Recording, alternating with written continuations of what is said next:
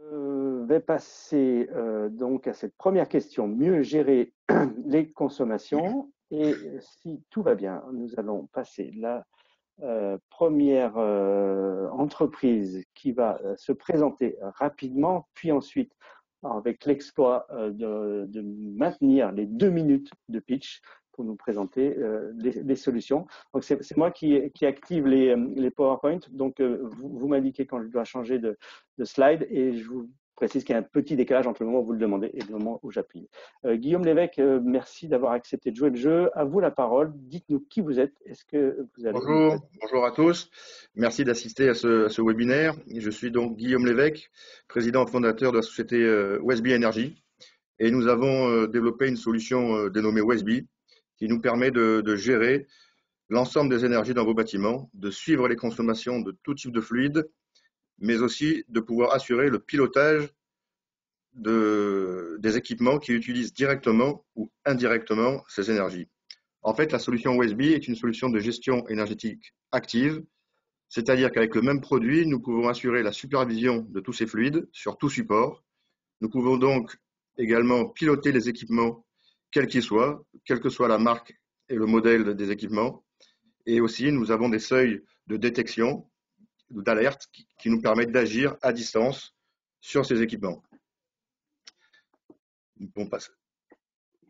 Donc, pour simplifier les données et la capacité d'adaptation de la solution à tout type de bâtiment, nous avons imaginé la gamme Westby et 3 packs. Un pack Westby découverte, confort et premium, qui sont chacun évolutifs et qui correspondent peu ou prou à un certain type de bâtiment.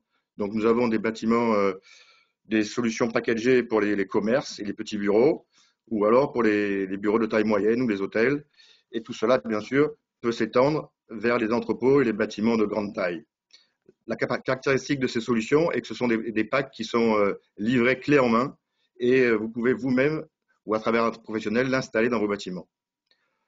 En quelques mots, la solution Westby, que j'appelle la fusée écologique, vous permet, grâce à sa flexibilité, de s'adapter au matériel qui existe déjà dans votre entreprise, ce qui permet de bénéficier de coûts d'installation réduits, de moderniser à moindre frais une installation existante. Elle permet aussi d'avoir une unification de tous les types de protocoles qui sont dans votre bâtiment. Alors, sans être technique, mais les protocoles différents de communication, que ce soit Wi-Fi, filaire ou Sigfox, mais aussi Modbus, Meterbus et autres, ou LoRa, bien entendu.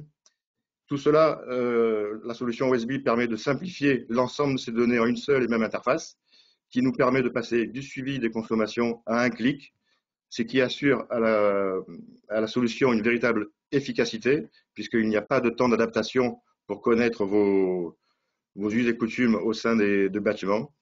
Et bien entendu, la solution est parfaitement évolutive, puisque vous pouvez à tout temps, à tout moment, procéder à son extension, à sa modification, grâce à l'adoption, à la jonction de modules en fonction de vos besoins et de vos contraintes financières.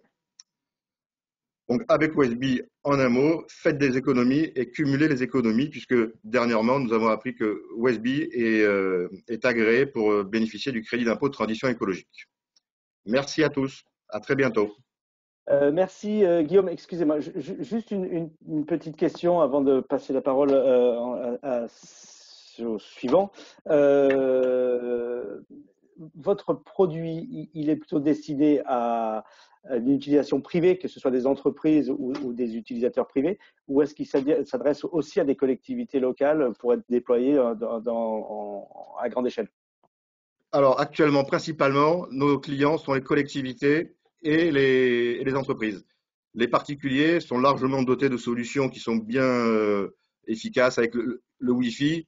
Nous avons, nous, la capacité de pouvoir avoir plusieurs types d'équipements. Et donc, notre marché cible sont les PME et les collectivités, justement.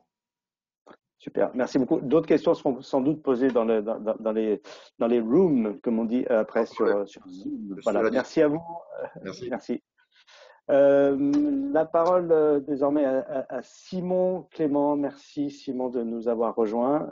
Je vais aussi passer vos slides. N'hésitez pas à me dire si je ne vais pas au bon rythme. Merci à vous. Je vous laisse vous présenter et ensuite présenter votre solution. Très bien. Bonjour à tous. Simon Clément, ingénieur chez PTS Technologies en charge de tous nos projets d'installation de générateurs d'électricité en mer. Donc la problématique, c'est qu'aujourd'hui, le développement des énergies renouvelables pose des problèmes pour la conversion de l'énergie mécanique en électricité, car les génératrices classiques, en général à aimant permanent, ont des faibles rendements à basse vitesse ou pour des vitesses variables, des coûts de maintenance élevés à cause de leur boîte de vitesse, et ils contiennent de grandes quantités de terres rares qui posent des problèmes de souveraineté et de prix, puisque c'est sous contrôle principalement chinois, presque uniquement, et en plus pose des problèmes environnementaux d'extraction. Vous pouvez donc passer. Donc, nous avons développé une solution de générateur et nous avons développé cette génératrice, voilà, qui a été installée sur le premier système houlomoteur, donc générant l'énergie à partir des vagues en France, qui est aujourd'hui sur le site du SEMREV au large du Croisic, avec notre premier prototype de générateur. C'est en test et ça a déjà passé là plusieurs tempêtes et produit de l'électricité de façon tout à fait autonome, juste par l'énergie des vagues. Voilà. Vous pouvez passer à la slide suivante. Nous avons aussi un projet en cours pour le développement de digues génératrices d'électricité, un projet qui est mené par le groupe Legendre avec Jex Techno aussi, et donc nous faisons la partie production d'électricité. Et enfin, nous avons des projets avec le département de l'énergie américain, sur le slide suivant. Voilà, à la fois sur un projet de désalinisation justement pour les zones côtières et en particulier pour tout ce qui est les îles et les territoires un peu difficiles d'accès. Et un projet Nereus qui est pour des bornes de recharge pour drones marins, donc toujours pour la génération d'électricité en mer. Et notre prochaine étape est de passer à la grande puissance sur l'éolien et en particulier l'éolien offshore. Et donc là-dessus, nous sommes en recherche de financement, de soutien et de partenaires. Sachant qu'on développe aussi en plus une génératrice, un système de génération d'électricité à partir des faibles courants marins. Donc, si vous avez des questions là-dessus, n'hésitez pas. Voilà.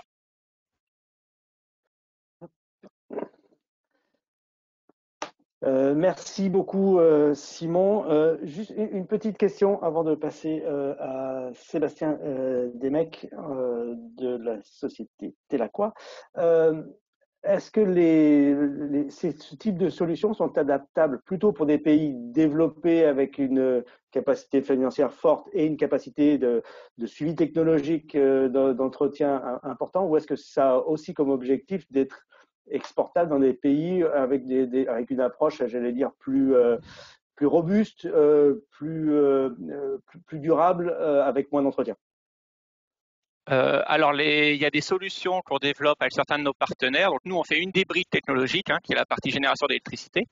Mais certaines des solutions sont faites justement pour des sites isolés où il faut peu d'entretien et peu de connaissances techniques sur place. Le but est que ce soit une solution facilement déployable sur place. Voilà. Super. Merci beaucoup. Effectivement, ça intéresse pas mal de nos collègues et gestionnaires de pays du Sud où on sait que l'entretien est plus compliqué parce que déjà c'est loin. Dès qu'il faut mobiliser un consultant, un ingénieur, un expert, c'est compliqué et donc souvent ces solutions peuvent se retrouver installées, chouette, mais pas fonctionnelles. Donc merci de continuer à travailler sur ce type de solution. Merci à vous. La parole désormais à Sébastien Desmecs pour la société Telaqua. Sébastien, pareil, 2 minutes pour vous et je vous laisse vous présenter. Merci, bonjour à tous. Donc Sébastien Desmecs, je suis l'un des 3 cofondateurs de Telaqua. Et donc Telaqua, qu'est-ce qu'on fait? On répond à une problématique agricole. Sur le slide suivant, s'il vous plaît. Voilà, merci. On s'est rendu compte que la consommation d'eau agricole représente 70% de la consommation d'eau mondiale, qu'elle était en forte croissance de fait du changement climatique, que c'était très compliqué de gérer. Et donc, on a créé une solution de surveillance, de pilotage et de supervision de l'irrigation. À ça va s'ajouter une partie automatisation. Comment ça marche? Sur le slide suivant, on va voir, on a des capteurs connectés qui vont mesurer la pression, mesurer le débit, qui vont permettre de contrôler des pompes, des vannes et qui vont permettre de surveiller tout ce qui va être, on va dire, agrologique, donc la station météo, des sondes dans le sol, etc. Tout ceci est ensuite accessible sur une application, soit mobile, soit web, pour que l'agriculteur puisse planifier son irrigation, être alerté en cas de problème et pouvoir du coup interagir au maximum. Dernière étape, on va faire donc de l'intelligence artificielle qui va permettre de faire de l'irrigation automatique en fonction des besoins de la plante et donc réduire la consommation d'eau sans que l'agriculteur n'ait de souci à se faire. L'objectif, c'est de simplifier le travail de l'agriculteur, augmenter la productivité avec une irrigation qui est beaucoup plus uniforme, il y a moins de pertes d'eau, gagner du temps en évitant les déplacements à les rondes. On se rend compte que les agriculteurs passent beaucoup de temps à se déplacer pour vérifier que le système fonctionne correctement. Et donc, in fine, on va réduire la consommation d'eau. Et dans le cas des zones isolées, qui peuvent être des îles ou des choses comme ça, ils vont très souvent pomper leur eau. Et donc, ils vont réduire la consommation électrique. Voilà pour moi. Merci Sébastien. Même question un peu que vos collègues précédents. La cible, la destination principale, c'est plutôt des agriculteurs, des zones agricoles au sens large, enfin des coopératives ou des collectivités du nord ou du sud. Enfin voilà. Alors, aujourd'hui, avec le changement climatique, on n'a plus trop de nord-sud. On a des clients tout au nord comme tout au sud. Donc, c'est assez inquiétant, mais en même temps, c'est aussi bien. Euh, Nos clients, ça va de l'agriculteur jusqu'à la collectivité ou la coopérative, mais aussi le distributeur d'eau, parce qu'on a un module de gestion des ASA, comme on appelle en France, c'est-à-dire les personnes qui vont distribuer de l'eau à différents adhérents. Ok, merci. En Méditerranée, autre pays que la France, vous avez déjà des clients ou des relations avec des zones qui, je sais pas, productrices d'oliviers, de vignes, etc., qui sont aussi Tout à enclines fait. à... On est donc en France, en Espagne, au Portugal. Bon, on est à la frontière de la Méditerranée. Et on a des projets au Maroc, en Algérie, et après, plus loin dans l'Afrique, tout ce qui est Côte d'Ivoire, Ghana, et après, on est en Amérique du Sud. Super. Merci Voilà. beaucoup pour cette présentation.